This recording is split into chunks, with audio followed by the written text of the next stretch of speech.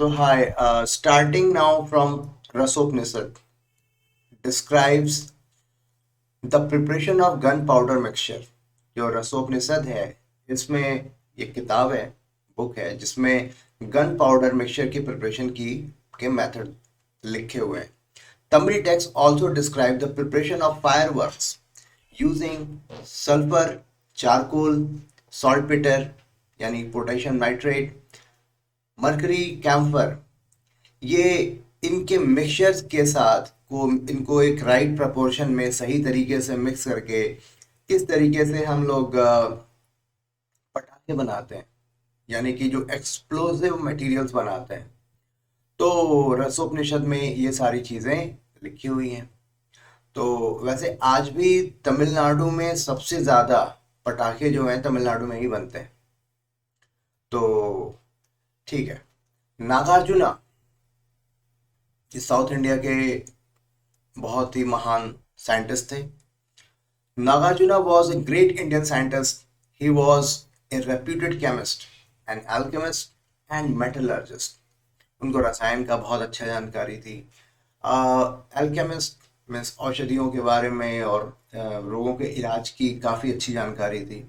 And metallurgist तो metallurgy करना यानी कि किस तरीके से मेटल्स को एक्सट्रैक्ट करना, ओर से मेटल का एक्सट्रैक्शन, ये सारी चीज़ें उनको पता थी, यानी कि जीनियस थे ये.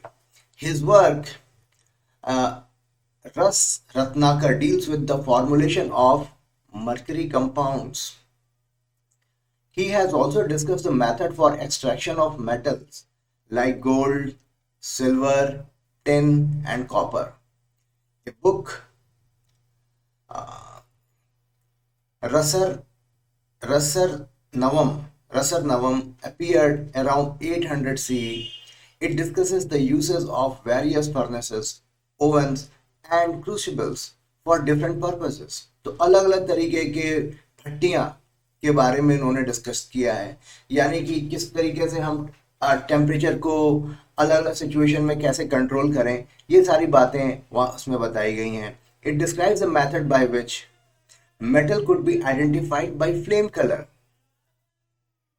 तो ये फ्लेम कलर की को देख करके हम कैसे बता सकते हैं कि उसमें कौन कौन से मेटल्स हैं.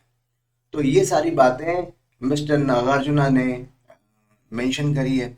तो मैं तो सोचता हूँ कि ये यूरोपियन साइंस जो केमिस्ट्री पढ़ते हैं हम लोग, इससे अच्छा कि अपनी कंट्री की किताबें ही पढ़ी जाएं, क्योंकि ये सारी चीज़ें तो हमने हमने पढ़नी ही है 11th में 12th में.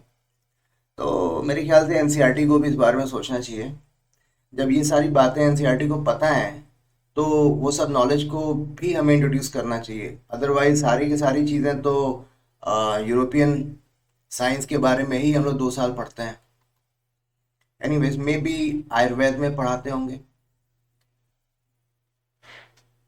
Chakrapani Chakrapani discovered mercury sulphide HGS. तो मर्क्यूरी सल्फाइड जो है इसका वो इन्होंने डिस्कवर किया. The credit for inventing soap also goes to him. Chakrapani ने ये सोप को भी इन्वेंट किया और ये लोग काफ़ी पुराने लोग हैं. He use mustard oil and some alkalis. Mustard oil यानी कि fat and some alkalis as ingredient for making soap. आज की डेट में भी जो सोप बनाया जाता है बिल्कुल इसी तरीके से बनाया जाता है. Indian began making soap in 18th century CE.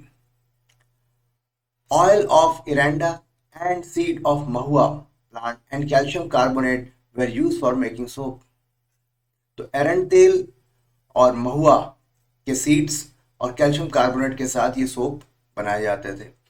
The paintings found on the wall of Ajanta and Ellora, जो कि महाराष्ट्र में है, which looks fresh even after ages. हजारों साल गुजर गए लेकिन फिर भी ये आज भी काफ़ी फ्रेश दिखते हैं. Testify to a high level of science achieve in ancient India. ये इस बात के प्रमाण है कि एंशियंट प्राचीन भारत में हमारे जो साइंस का लेवल था बहुत ही ऊंचा था. वराहमिहिर's Brihad Samhita is a sort of encyclopedia. Encyclopedia means मतलब सारी जानकारियां होती हैं। एक बुक होती है जिसमें सिस्टमेटिक तरीके से सारी जानकारियां होती हैं। which was composed in 6th century C. It informed about the preparation of glutinous material to be applied on the walls. जो ऐसे पदार्थ, जो ऐसे सब्सटेंस जो कि चिपकने वाले होते हैं, उनके बारे में, उनको कैसे बनाया जाए, कैसे दीवार पर उसको अप्लाई किया जाए, इसके बारे में इन्होंने बताया है। And how preparation of glutinous material to be applied on wall and roof of houses and temples. तो किस तरीके से वॉल और रूफ पे इसको लगाना है। It was prepared entirely from the extract of various paints.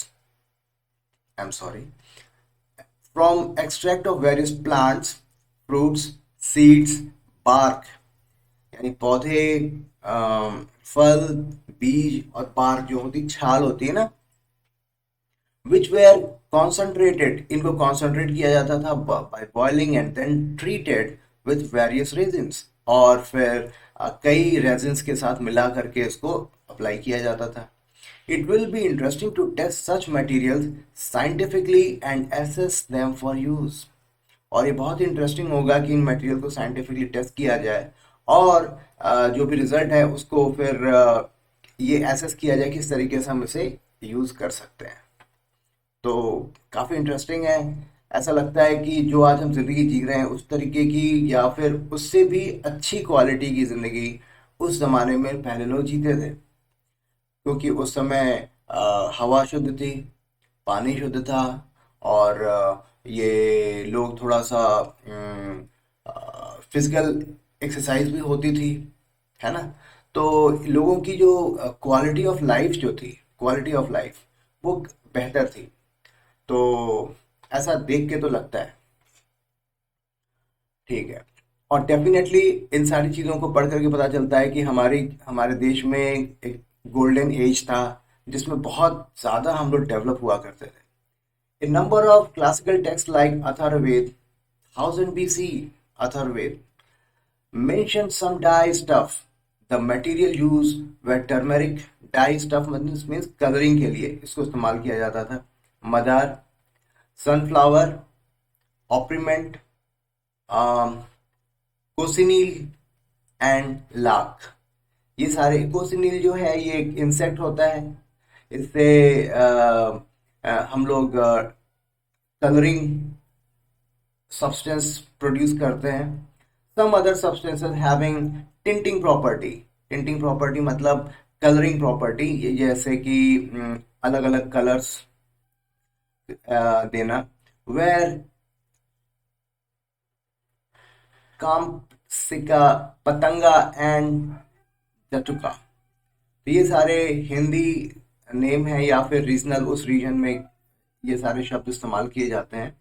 और इनकी प्रॉपर्टी जो है वो अलग अलग कलर प्रोड्यूस करती हैं ये, और उसको डाई करने के लिए, कि सब्सटेंसेस को कलर करने के लिए, कलरिंग इफेक्ट देने के लिए इस्तेमाल किया जाता है। Varahamihira Brihad Samhita gives reference to perfume and cosmetics. अब यहाँ पर हम लोग कॉस्मेटिक इंडस्ट्री में भी काफी आगे थे। Perfumes and cosmetics, recipe for hair dyeing, अलग अलग तरीके के जो हेयर हैं उनको डाई करना। Were made from the plants like indigo, minerals like iron powder, black iron और steel and acidic extract of sour, rice, gruel. तो अलग अलग तरीके से अब जो परफ्यूम एंड कॉस्मेटिक्स बनाने के रेफरेंसेस, रेसिपीज दी हुई हैं। और जैसे कि इंडिगो प्लांट है, इंडिगो प्लांट ये यूरोप में बहुत ज़्यादा पॉपुलर था डाई करने के लिए। Gandhayukti describes recipe for making scent, mouth perfume, bath powder, incense and talcum powder. यानी कि जो माउथ फ्रेशनर्स हैं, सेंट है, परफ्यूम, ये सारी चीज़ें, यानी कॉस्मेटिक्स में भी हमारे पास बहुत ज़्यादा जानकारियाँ थी। और हम लोग चाहे वो कलरिंग हो, चाहे फिर ये सौंदर्य प्रसाधन हो, या फिर माउथ फ्रेशनर्स हो, सेंट हो, डिओड्रेंट जो भी है, इंसेंस प्रॉपर्टी जिसकी हो, ये सारी चीज़ें हमारे यहाँ पूरी तरीके से डेवलप थी। उसको हम लोग कॉम्प्रिहेंसिवली इस्तेमाल करते थे। Paper was known to India in 17th century on account of Chinese traveler Aixing describes। 17th century में पेपर ये पेजेस बनाने शुरू किया इंडिया में। और excavation of Takshashila indicate that ink was used in India from 4th century। और तक्षशिला जो excavation के दौरान ये पता चला कि जो तक्षशिला एरिया में इंक लोग यूज किया करते थे from 4th century।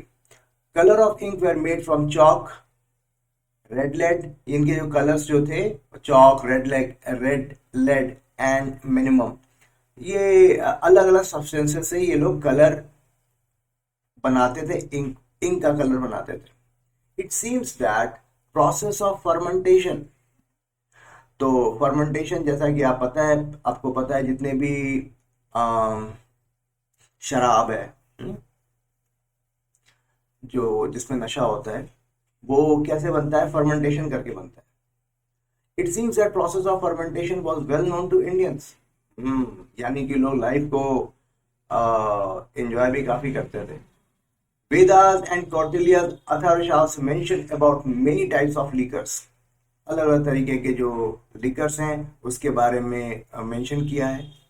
Charak Samhita also mentions ingredient as bark of plants के barks के छाल, stem तना, flowers, leaves, wood, cereal, fruits and sugar cane for making asavas। असावस एक तरीके का लिकर है जो कि आपके बॉडी की इम्यूनिटी को इम्प्रूव करता है, आपके कॉम्प्लेक्शन को इम्प्रूव करता है, आपके चेहरे पर तेज उत्पन्न होता है, और ये एक तरीके का लिकर है।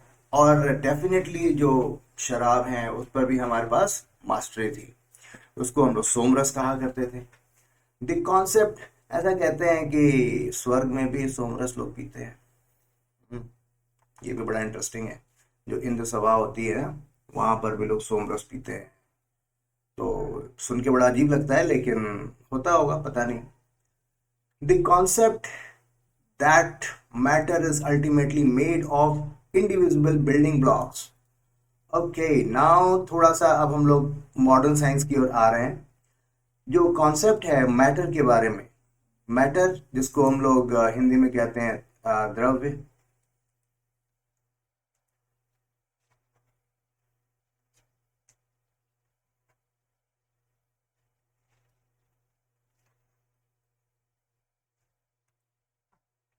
हाँ ठीक है, तो द्रव्य, ठीक है। तो वैसे ज्यादातर बच्चे मैटर में ही कंफर्टेबल हैं। The concept that matter is ultimately made of, matter किस चीज से बना हुआ है, ऑफ इंडिविजुअल बिल्डिंग ब्लॉक्स जो कि फर्दर डिवाइड नहीं किए जा सकते, appeared in India a few centuries BC, कुछ 100 साल पहले बीसी में, as part of philosophical speculation. ये एक फिलोसॉफिकल स्पेकुलेशन थी, ओके, एक थियोरी थी, इसके कोई इन एक्सपेरिमेंटल प्रूफ्स नहीं थे। आचार्य Kanada was born in 600 BC, यानी ईसा से 600 साल पूर्व। Originally known by name Kashyap, उनका वो महर्षि कश्यप हुआ करते थे, उनको लोग कणाद भी कहते हैं। was the first proponent of atomic theory, उन्होंने atomic theory दी थी। he formulated the theory of very small individual particles, उन्होंने थियरी दी कि किस तरीके से सारे जो भी मैटर हैं they are made of small individual particles, which he named परमाणु, इसको उन्होंने परमाणु कहा। he authored the text Vaisheshika Sutra. according to him all substances are aggregated form of, जितने भी सब्सटेंस हैं दे आर एग्रीगेटेड, वो किससे मिलकर के बने हैं, छोटे छोटे यूनिट से, विच इज कॉल्ड परमाणु। एंड दीज परमाणु जो हैं विच आर इटर्नल, इंडिस्ट्रक्टिबल, इसको डिस्ट्रॉय नहीं किया जा सकता, इनको डिस्ट्रॉय नहीं किया जा सकता, ये इटर्नल है, ये हमेशा रहेंगे, स्फेरिकल शेप के होते हैं, एंड सुप्रा सेंसिबल, काफी सेंसिबल होते हैं, and in motion in original state, और अपने ओरिजिनल स्टेट में ये मोशन में होते हैं। ये सारी थियरी उन्होंने दे दी थी। कभी कभी तो लगता है ये सारी थियरी को यूरोपियंस ने कॉपी कर लिया है, बट गॉड नोस, पता नहीं। He explain that this individual entity can not be sensed through any human organ. ये जो छोटे छोटे जो पार्टिकल्स हैं, इनको ह्यूमन ऑर्गन्स यानी हमारी आई या फिर कोई भी ऑर्गन, सेंस ऑर्गन, पता नहीं लगा सकता। Kanda added that these are varieties of atom that are as different class of substances। तो यानी कि ये जो एटम है वो अलग अलग तरीके के एटम्स हैं, ठीक है। एटम तो है लेकिन अलग अलग तरीके के एटम्स हैं, यानी कि वो एलिमेंट्स के बारे में बताने की कोशिश कर रहे हैं कि एलिमेंट्स में अलग अलग एटम्स होंगे। तो जैसे कि कार्बन एटम है, तो कार्बन के जो एलिमेंट है, कार्बन एलिमेंट में कार्बन एटम्स हैं। ऑक्सीजन एलिमेंट जो है उसमें ऑक्सीजन के एटम्स हैं। और ऑक्सीजन के एटम में जो प्रॉपर्टीज हैं वो अलग हैं कार्बन के एटम से। नाइट्रोजन के एटम की प्रॉपर्टी कार्बन के एटम से डिफरेंट है। इस तरीके की बातें कांडा साहब बता रहे हैं। He said these परमाणु could form pairs or triplets। उन्होंने बताया कि ये जो परमाणु हैं ये पेयर फॉर्म में हो सकते हैं, ट्रिपलेट फॉर्म में हो सकते हैं, यानी कि O2, Cl2, N2, है ना, S8, इस तरीके से भी हो सकते हैं। among other combination and unseen, और कई कॉम्बिनेशन में हो सकते हैं। and unseen forces cause interaction between them, और एक unseen, एक अदृश्य बल जो है उनको होल्ड करके रखता है, यानी कि he is talking about van der Waals forces या फिर इंटरमॉलिक्यूलर फोर्सेस। तो ये सारी बातें उन्होंने कॉन्सेप्चुलाइज उस जमाने में कर दी थी। He conceptualized this theory around 2500 years before John Dalton। John Dalton ने जो बातें कही उससे लगभग 2500 साल पहले ही मिस्टर कांडा ने इन सब चीजों को एक्सप्लेन कर दिया था। Charaka Samhita is the oldest Ayurvedic epic of India. Charaka Samhita सबसे पुरानी आयुर्वेदिक किताब है। It describes the treatment of diseases. The concept of reduction of particle size of metal is clearly discuss in Charaka Samhita. और ये जो कॉन्सेप्ट है कि जो मेटल्स के साइज को रिड्यूस करना, यानी भस्म बना करके उसके साइज को रिड्यूस करना, ये क्लियरली चरक संहिता में मेंशन है। Extreme reduction of particle size is termed as nano technology. Charak Samhita describes the use of bhasma of metal. Charak Samhita में मेटल्स के भस्म के बारे में बातें कही गई हैं, जैसे कि स्वर्ण भस्म। स्वर्ण भस्म बहुत ही, सिल्वर के भी जो भस्म बनाए जाते हैं, तो अलग अलग मेटल्स के भस्म बनाए जाते हैं और उससे कई रोगों का इलाज किया जाता है। Nowadays it has been proved that bhasm have nanoparticles of metals. After the decline of, ये जो एल्केमी हाइड्रोकेमिस्ट्री जो थी इसमें धीरे धीरे डिक्लाइन होना शुरू हुआ। मे बी शायद जो एडमिनिस्ट्रेशन था, जो रूलर्स थे, उन्होंने इसको नहीं समझा, उसकी महत्व को नहीं समझा और रिसर्च वर्क कम होते चले गए और धीरे धीरे इनमें डिक्लाइन होता गया। After the decline of alchemy hydrochemistry reached a steady state. धीरे धीरे इसमें डिक्लाइन हुआ, फिर ज़्यादा रिसर्च पेपर्स पब्लिश नहीं हुए, ज़्यादा कुछ मतलब टैलेंटेड लोग आगे नहीं आए। So but it too decline due to the introduction and practice of western medicinal system in 20th century. और इसमें डिक्लाइन इसलिए भी हुआ क्योंकि एक पैरेलल सिस्टम जो था, मेडिसिनल सिस्टम जो था, वो इंट्रोड्यूस हो चुका था और उसमें ग्रोथ हो रही थी। During this period of stagnation, जिसमें बिल्कुल स्टैग्नेशन फेज था, pharmaceutical industry based on Ayurveda continue to exist. तो आयुर्वेद की जो फार्मास्यूटिकल इंडस्ट्री है वो एग्जिस्टेंस में थी, वो अपने प्रोडक्ट्स बनाते थे, लेकिन इसमें भी डिक्लाइन हो रहा था धीरे धीरे। It took about 100 to 150 years for Indians to learn and adopt new technology. और जो यूरोपियन टेक्नोलॉजी जो थी उसको लर्न करने में, अडॉप्ट करने में लगभग 150 साल का समय लगा. During this time foreign products poured in, और इस पीरियड में विदेशी सामान खूब सारे हमारे देश में आए, उसका इस्तेमाल किया गया. As a result indigenous traditional techniques gradually decline, और जो हमारी जो मेथड्स थे, हमारी पद्धतियाँ थी, उसमें डिक्लाइन होता चला गया. Modern science appeared in Indian scene in the later part of 19th century, और मॉडर्न साइंस जो है latter part of 19th century में इंडिया में अपियर हो चुके थे हुए. By the mid 19th century European scientist started coming to India, और मिड 19th सेंचुरी यानी 1850 के आसपास में यूरोपियन साइंटिस्ट इंडिया आने शुरू हुए. जैसे कि 1803 में माइकल फैराडे इंडिया में थे, और यहाँ पर इन्होंने काफ़ी कुछ रिसर्च किया था. इस तरीके से बहुत सारे साइंटिस्ट आते रहे, और इन्होंने, मुझे तो लगता है, यहाँ की किताबें पढ़ते थे और वहाँ पर जाकर के अपनी थियोरी पेश कर देते थे, ऐसा मुझे लगता है, but I may be wrong. मैं इनकी ग्रेटनेस को ट्रिविलाइज नहीं कर रहा, ऐसा नहीं कह रहा कि, लेकिन फिर भी अब एक सेंस होता है ना, वो देशभक्ति वाली बात, हमें लगता है कि हमारा देश सबसे महान है, तो इसमें कुछ बुरा नहीं है, लेकिन ऐसा मुझे सिर्फ लगता है. Bye the mid 19th century, European scientists started coming to India and modern chemistry started growing. Alright, moving now.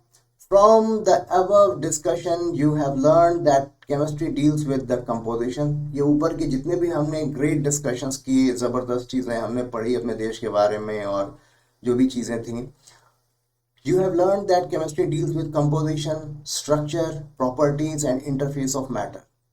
यानी किस तरीके से चीज़ें बनी हुई हैं, वस्तुओं के, उनकी गुण, और किस तरीके से उनका आपस में इंटरेक्शन है.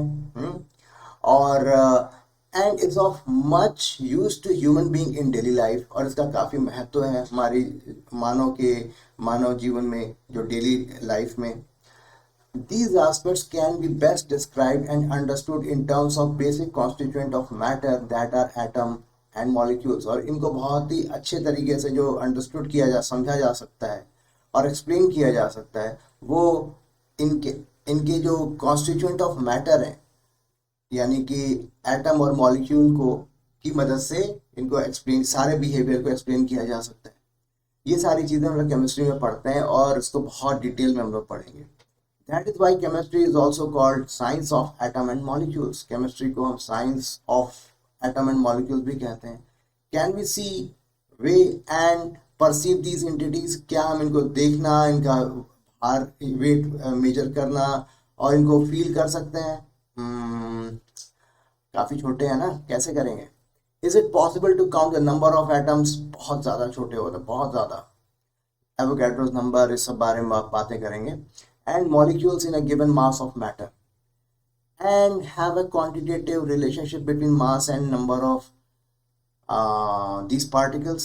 तो क्या हम क्वांटिटेटिव रिलेशनशिप में इस्टेब्लिश कर सकते हैं, यानी कितनी संख्या है, स्पेसिफिक नंबर के बारे में बात कर सकते हैं? We will get the answer of some of these questions in this unit. और हम लोग जो हम लोग पढ़ाई कर रहे हैं या शुरू कर रहे हैं, इसमें इन सब सवालों के जवाब हमें मिलेंगे. We will further describe how physical properties of matter can be quantitatively described using numerical values with suitable units. और अलग अलग जो फिजिकल प्रॉपर्टीज हैं, जैसे डेंसिटी हुआ और मैग्नेटिक प्रॉपर्टी हुआ, चार्जेस हुए, बहुत सारी चीज़ें जो फिजिकल प्रॉपर्टीज हैं, इनको हम लोग atomic weight, atomic number, quantitatively इनको डिस्क्राइब करेंगे और न्यूमेरिकल वैल्यूज फाइंड आउट करेंगे, यानी कि ढेर सारे न्यूमेरिकल्स भी हम लोग सॉल्व करने वाले हैं. तो ये सारी चीज़ें हम लोग केमिस्ट्री में पढ़ेंगे. ठीक है, इस तरीके से हमने जो इंट्रोडक्शन वाला पार्ट था उसको हमने कंप्लीट कर लिया. ठीक है, किस तरीके से केमिस्ट्री डेवलप हुई, स्पेशली हमारे देश में और यूरोप में भी, इन सब चीज़ों को हमने पढ़ा. अब नेक्स्ट टॉपिक जो है इम्पोर्टेंस ऑफ केमिस्ट्री हम लोग पढ़ेंगे. ठीक है, इसको मैं नेक्स्ट वीडियो में कवर करता हूँ. सो आई होप आपको ये चीज़ें, जो कुछ भी मैंने आपको समझाया, आपको समझ में आई होंगी, आपने एंजॉय भी किया होगा. ठीक है, so thank you. And if you like this video then please do like, share and subscribe this channel. और thank you for your time.